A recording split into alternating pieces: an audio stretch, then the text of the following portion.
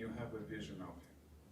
Which seems like a very different statement. It sounds dangerously close to Luther's sola gratia. And actually the word Vedanta occurs only 97 times in the Kathamrita, whereas the word grace occurs about twice as many times, and vision and visions occurs in a very large number of times.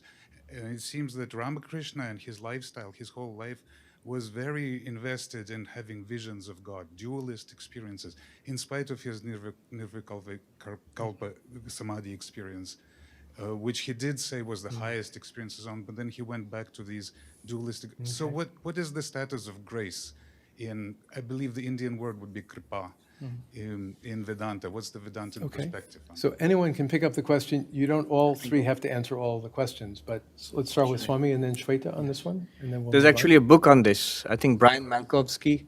Brad Malkovsky. The role of grace in Advaita Vedanta.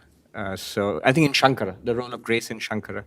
And he goes through all the ways in which Shankara has used the word for grace and the different things that grace does in Advaita Vedanta. 2 points here.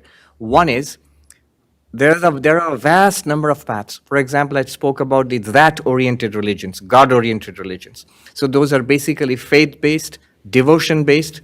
Basis is faith, the method is devotion, and that requires grace.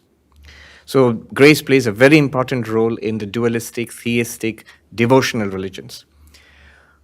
You would have to transform what grace means in Advaita. There is a role there too.